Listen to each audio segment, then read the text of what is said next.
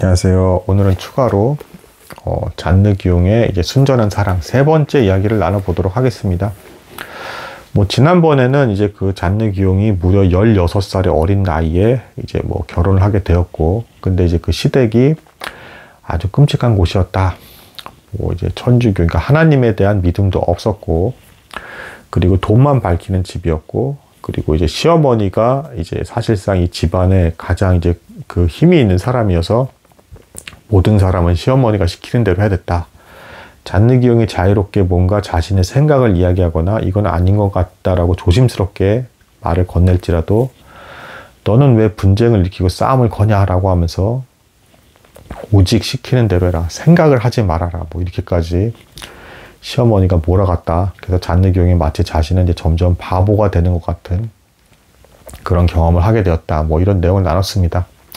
이 과정 속에서도 이제 기도와 말씀을 보는 삶을 포기하지 않는 여자였기 때문에 꾸준히 깨달음을 얻어갑니다. 시댁에 와서 어쨌든 잔느기용은 아무에게도 사랑을 받지 못했습니다. 심지어는 하녀들도 무시를 했어요.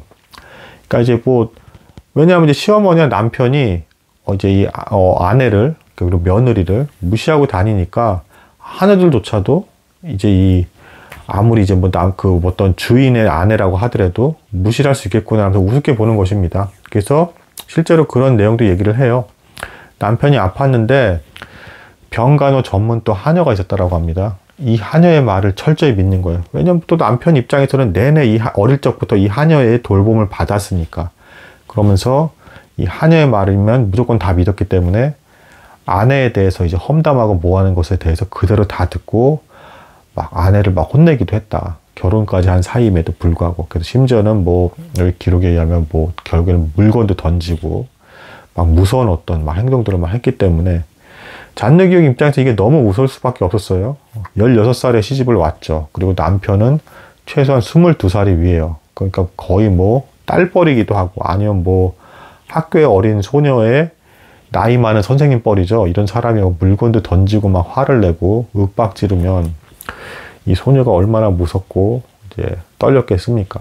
이제 그런 와중에서도 이제 그 잔느기용은 하나님께서 내 안에 어떤 허영심과 욕심들을 내려놓게 하시고 자신만을 전적으로 의지하기 위해서 이런 환경에 나를 놓으신 것이야 라고 하면서 받아들이면서 믿음을 견디기 시작합니다.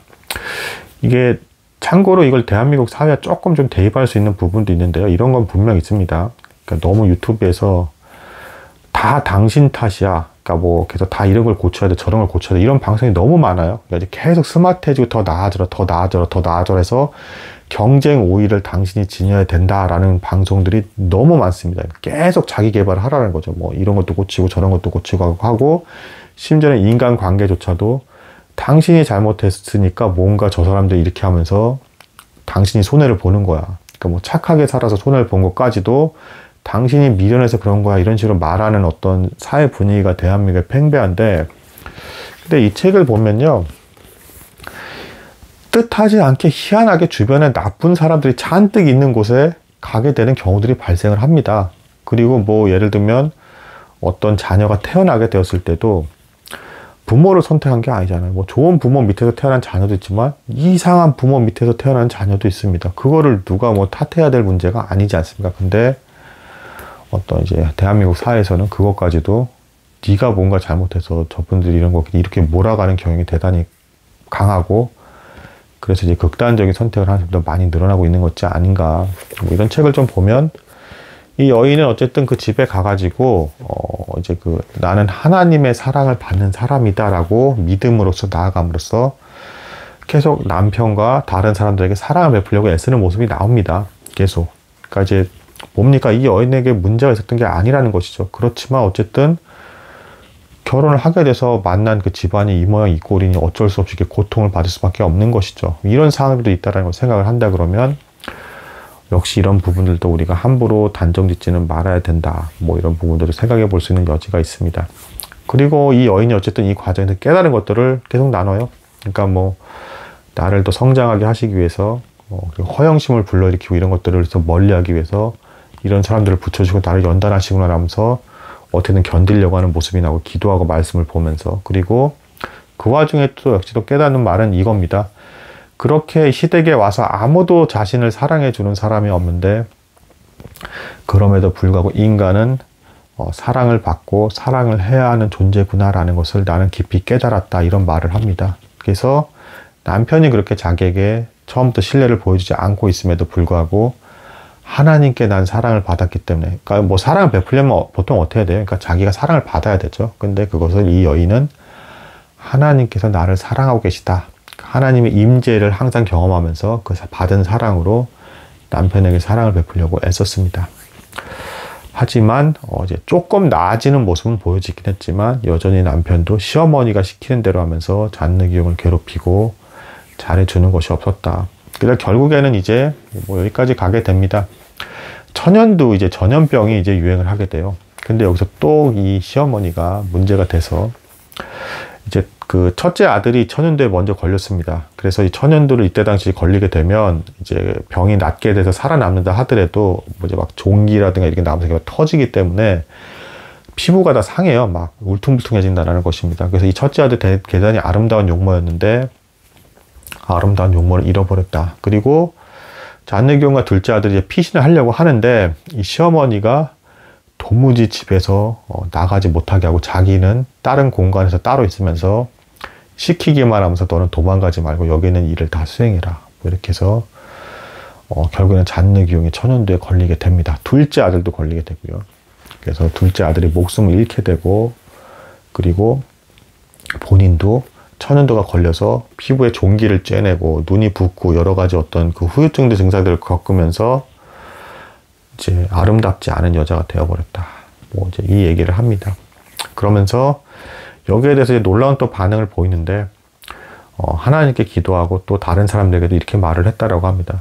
차라리 나에게 자꾸 허영심을 주고 외적인 외모로서 이걸 자랑하게끔 만들려고 하는 어떤 그 마음을 망가뜨리는 이 외모가 차라리 사라져 버렸으니 너무 잘 되었다, 이런 말을 실제로 했다라고 합니다. 그러면서 나는 더욱더 하나님과의 친밀한 교제를 나누면서 그렇게 살아갈 것이다, 이런 고백을 했다라고 합니다.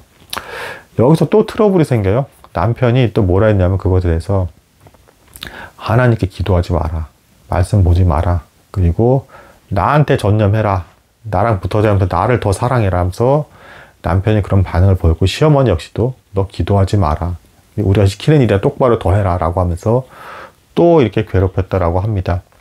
근데 실제로 이 잔느기용이 지금 이 사람들의 말을 따르고 그래도 이 사람들이 이렇게 막 푸대접을 하는데 사랑을 베풀 수 있는 이유가 뭡니까? 근본적인 원인이 하나님께서 나를 사랑하신다라는 것을 이 여인이 임재의식 가운데 체험적으로 확신하고 있었기 때문에 가능한 것이었죠.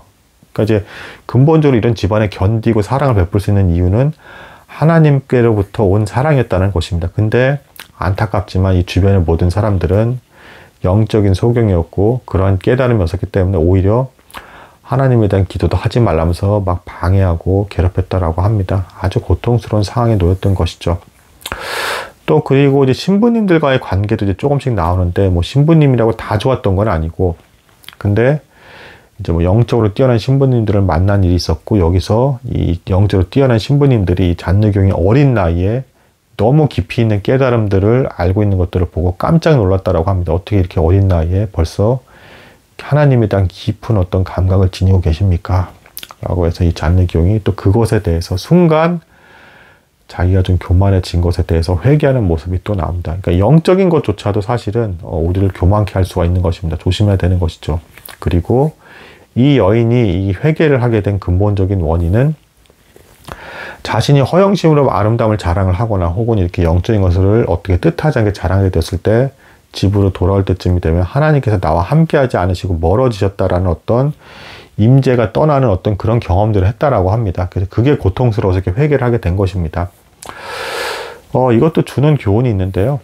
그러니까 이제 하나님께서 나와 함께 하신다는 걸 어떻게 알 수 있는가, 눈에 보이지 않는 하나님 어떻게 알 수 있는가, 이것에 대해서 증거 중에 하나가 영국의 존 라일 목사님도 그런 말씀하셨지만 내가 죄에 대해서 민감하게 반응하고 조그만 것들에 대해서도 금방 죄책감이 일어나서 회개하는 모습을 보이게 된다라고 한다 그러면 비록 그것 때문에 고통스러울 수 있지 모르겠으나 죄에 민감하게 반응하는 것 자체가 하나님께서 함께 하셔서 나를 인도해 가시고 있다는 증거이다라고 이제 얘기한 적이 있습니다. 그러니까 이 잔느기용이 우리가 보기에는 별것도 아닌 것 같은 것까지도 이렇게 민감하게 죄에서 반응한다라는 것은 실제로 하나님께서 함께 하신다라는 증거가 된다. 그래서 우리에게도 적용해야 될 부분은 만약에 우리가 죄에 대해서 거의 민감하게 반응하지 않는다라고 한다 그러면 안타깝지만 우리는 하나님과 굉장히 멀리 떨어져서 생활하고 있다라는 것을 알 수 있다라는 것입니다.